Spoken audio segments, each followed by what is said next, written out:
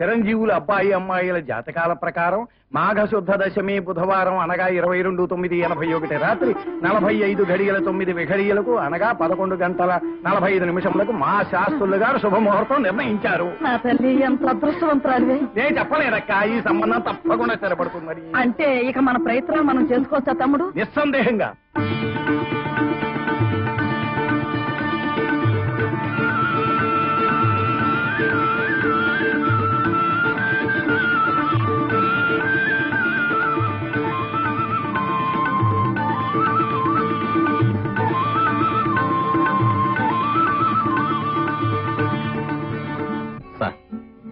పెద్దవారు మొట్టమొదటిసారిగా మీకు శుభలేఖిచ్చి మీ దీవెనలు అందుకోవాలని వచ్చాను. శుభం. నా పెద్దరికానికి మీరు ఇస్తున్న విలువకు చాలా సంతోషంగా ఉంది. కానీ నా ఆరోగ్యం అంత మంచిది కాదు. అట్టే ప్రయాణాలు చేయకూడదు. నేను ఈ పెళ్లికి వచ్చినా రాకపోయినా నా చల్లటి దీవెనలు నీకెప్పుడు ఉంటాయి. అదేమిటండి, పెద్దవారు తమరు తప్పకుండా రావాలి. ఆయన రాలేరండి.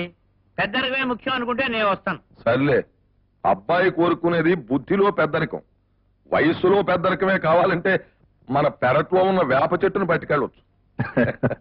వస్తామండి. మంచిది. వస్తామండి. మంచిదండి.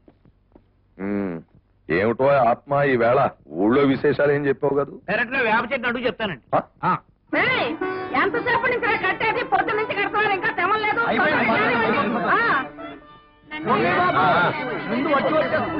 నేను ఎక్కుతాను. సరే, కిరణ్ ఇంకా రాలేదు. వాడు వస్తాడేమో ఎదురు చూస్తున్నాను. కిరణ్ రా, లేట్ అయింది. నీకోసం ఎదురు చూస్తున్నారా? అదేంటి బస్సులో ఎక్కుతున్నావు? టైం అవుతుంది కదా, బస్సులో వెళ్ళాలిగా. నువ్వేంటి కార్లో వస్తున్నావా? నేను కారులో రావడం ఏంటో, నేను కారులో తీసుకెళ్ళడానికి వచ్చాను. కార్లోనా లేదా విమానంలోనా? అది కదరా, అనవసరం ఖర్చు ఎందుకని. ఖర్చు కాదు, నీ ముఖం కాదు. మా ఆఫీస్ కారు అప్లికేషన్ మీద తీసుకొచ్చాను. రా. అది కాదురా. అది కాదు, అది car. You're right. Come on, you're getting in. సరే పద.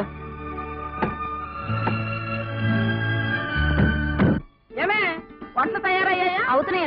ఇగో చూడు, ఆ పెళ్లి వారు వచ్చారో లేదో చూసి వాళ్ళ కాఫీ టిఫిన్లు జాగ్రత్తగా అందించండి. ఏం మర్యాదలు జరుగుతున్నాయో మీరంతా ఒక చోటే ఉన్నారు. వెళ్ళండి. ఎలా పెళ్లి కొడక, పెళ్లి కాకుండానే మొదటి రాత్రి గురించి కళ్ళగంటున్నావా?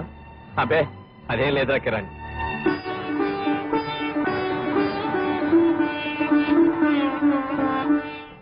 కిరణ్, జ్యోతి కూడా ఉండుంటే ఇద్దరు పెళ్లిళ్ళు ఒకేసారి జరుగుండేరా. నిజమేననుకో, కానీ ముందు నీ పెళ్లి కావటం నాకు అన్ని విధాలా శ్రేయస్కరం. అదేమిట్రా? ఏమిటేముంటరా, ఈలోగా నువ్వు అనుభవం గడిస్తావు. నా సమస్య నీకు చెప్పుకోవచ్చు, నీ దగ్గర సలహాలు తీసుకోవచ్చు, ట్యూషన్ నేర్చుకోవచ్చు. అంతేనా? లేకపోతే సంసారం నేను తంటాలు పడుతుంటే సరదాగా చూడొచ్చునే?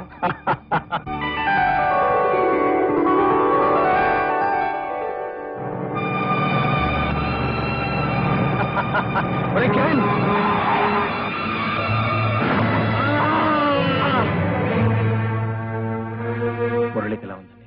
చాలా సీరియస్ గా ఉంది. మీలో కిరణ్ ఎవరు? నేనేనండి. అతను మిమ్మల్ని కలవరిస్తున్నాడు. లోపలికి వెళ్ళండి. వెళ్ళు.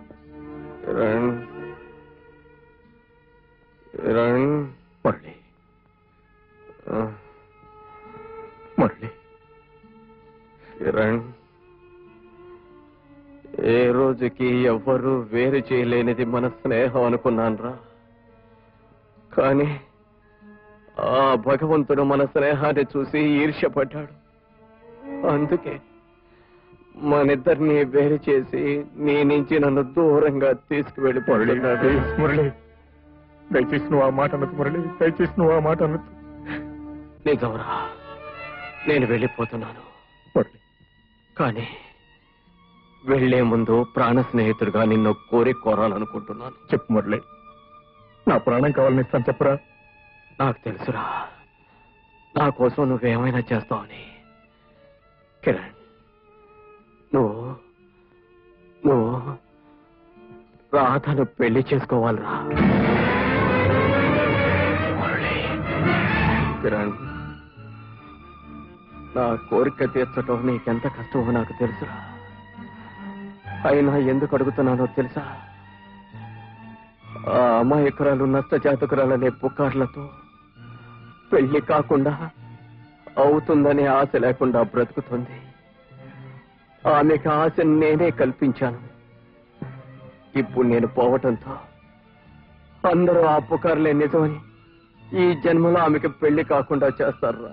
నా చావు కారణంగా ఒక అమాయకురాలి బ్రతుకు అన్యాయం కాకూడదని, ఆమె జీవితంలో చీకటి నిండకూడదని నేను నిన్ను కోరుతున్నానరా. కాదనకరా. కానీ మురళి, నాకు తెలుసురా, నువ్వు జ్యోతికి మనసిచ్చావు, చేసుకుంటానని మాటిచ్చావు. కానీ చదువు ఐశ్వర్యం అన్నీ ఉన్న జ్యోతిని నువ్వు కాకపోయినా చేసుకోవడానికి ఎంతో మంది ముందుకొస్తారు. కానీ రాధ విషయం అలా కాదురా మురళి. కిరణ్, ఒక ఆడపిల్ల జీవితం నిలబెట్టాలని, ఒక అమాయకురాలి బ్రతికి న్యాయం చేయాలని నేను నిన్ను కోరాను. ఒకవేళ నా కోరిక తప్పైతే నన్ను మన్నించు. నా మీద అభిమానం ఉంటే నా ఈ ఆఖరి కోరిక తీర్చు.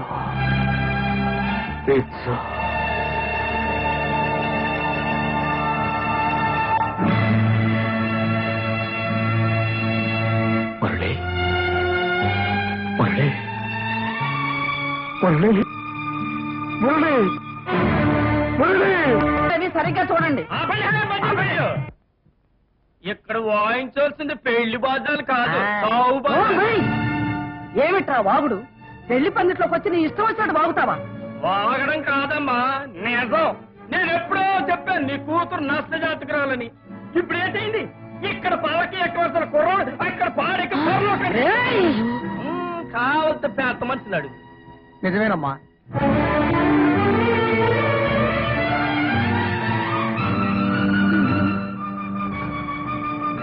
నువ్వు చెప్పేది నిజమా?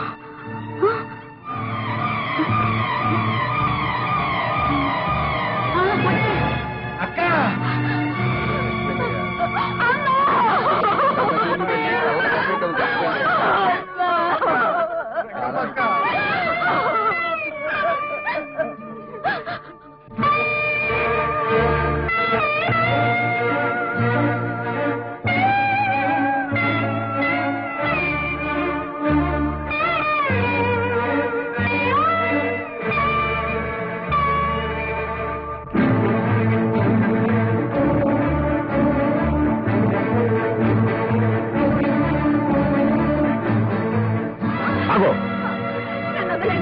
నన్ను వదలండి, నేను చచ్చిపోవాలి. నన్ను కాపాడద్దు, మీకు దండం పెడతాను. నన్ను వదలండి, వదలండి. ఆవేశపడకుండా నేను చెప్పేది విను. భగవంతుడు బ్రతికిచ్చింది ఆత్మహత్య చేసుకుని చావటానికి కాదు, కష్టాలను ఎదుర్కొని బ్రతకడానికి, పరిస్థితులను తట్టుకుని బ్రతకడానికి. ఎవరి కోసం బ్రతకాలి? ఎందుకోసం బ్రతకాలి? నా బ్రతుక్కి నష్ట జాతకురాలనే ముద్ర నాకు తాళి కట్టబోయి ఆయన పోవడంతోనే నిజమైంది. ఇప్పుడు నేను నిజంగానే నష్ట జాతకురాల్ని. తల్లిని పోగొట్టుకొని ఇక పెళ్లి కాకుండా అపవాదులతో అనాథనై బ్రతకడం కంటే చావటం మంచిది. పిచ్చిగా బుద్ధి లేని మనుషులన్న మాటలనే మూఢనమ్మకాలనే నిజం అనుకోవడం పొరపాటు. ఈ లోకంలో నష్ట జాతకులంటూ ఎవరు ఉండరు. మన ప్రయత్నాలకు పరిస్థితులు కలిసి వస్తే మంచి, లేకపోతే చెడు జరుగుతాయి. రాధ, ఈ లోకాన్ని ధైర్యంగా ఎదుర్కొని పెళ్లి చేసుకో. పిల్లా పాపలతో సుఖంగా బ్రతుకు. పెళ్లి, పిల్లలు.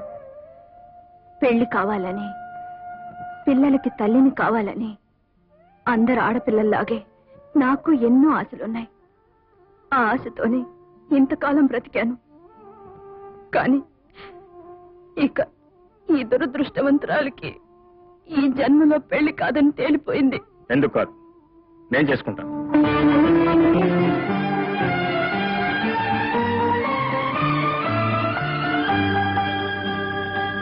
పూర్ణాంతయామి అనంతే పరబ్రహ్మణే సన్మంగళాని భవంతు.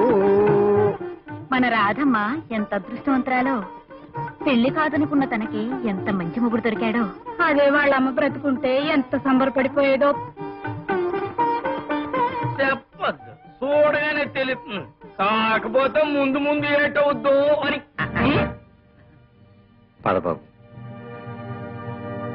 తాళి కట్టగానే పెళ్ళైనట్టు కాదు బెదరు.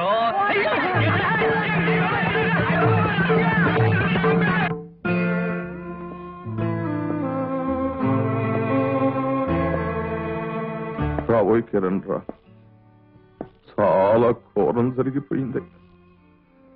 పల్లకి ఎక్కడానికి వెళ్లిన వాణ్ణి పాడెక్కించిన భగవంతుడు పెద్ద నేరస్తుడు.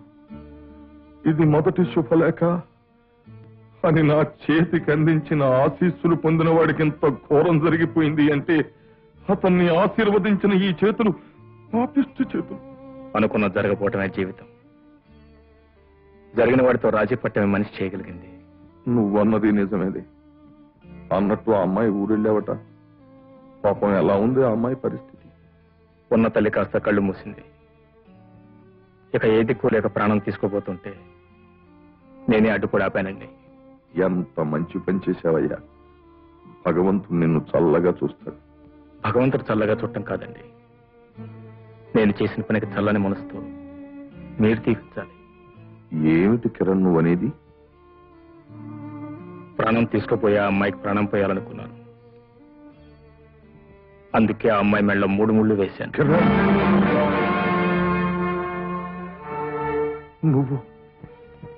నువ్వు చెప్పేది నిజమా? నిజమేనండి. నా ప్రాణ స్నేహితుడు ఆఖరి కోరిక తీర్చడం కోసం, ఆ అభాగ్యురాల జీవితం కాపాడటం కోసం నేను ఆ అమ్మాయిని పెళ్లి చేసుకున్నాను. నేను చేసిన పని తప్పంటారు? ముమ్మాటికి తప్పు. నీ గురించే కలలు కంటూ నీ మీద కొండంతాశ పెట్టుకుని నిన్నే ఆరాధిస్తూ ఎక్కడో ఉన్న నా బిడ్డ పట్ల నువ్వు చేసింది ముమ్మాటికి తప్పు. ముమ్మాటికి తప్పు. తప్పేననుకోండి, కానీ కొన్ని పరిస్థితుల్లో మనసుకు విలువివ్వాలా, మానవత్వానికి విలువివ్వాలా అనే సమస్య ఎదురైనప్పుడు సాటి మనిషిగా మానవత్వానికి విలువివ్వాలనిపించింది. నేను కట్టుకున్న పిల్ల మీ బిడ్డ అయితే నేను చేసిన పనికి మీరేమంటారు? ఆనందించేవాణ్ణి, అభినందించేవాణ్ణి. కానీ నా పరిస్థితి వేరు. ప్రస్తుతం నేను నీ చేత ద్రోహం చేయబడ్డ ఒక ఆడపిల్ల తండ్రిని. తను అనుకున్నది దక్కకపోతే సహించలేదు, తను అనుకున్నది అందకపోతే భరించలేదు. అలాంటి ఆడపిల్ల తండ్రినయ్యా నేను. నువ్వు చేసిన పని దానికి తెలిస్తే అది ఏమైపోతుందో ఒక్క క్షణం ఆలోచించావా? ఆలోచించానండి. ఎంత మంకుతనం, ఎంత మొండితనం అన్నా నన్ను అర్థం చేసుకునే మంచితనం, నన్ను క్షమించగలిగే ఔదార్యం మీ అమ్మాయికి ఉన్నాయండి. నువ్వెన్నైనా చెప్పు కిరణ్, మనిషిగా నువ్వు చేసిన పని మహోన్నతమైందే కావచ్చు. కానీ నా దృష్టిలో నా బిడ్డ పట్ల నువ్వు చేసిన పని మాత్రం మహాపరాధం.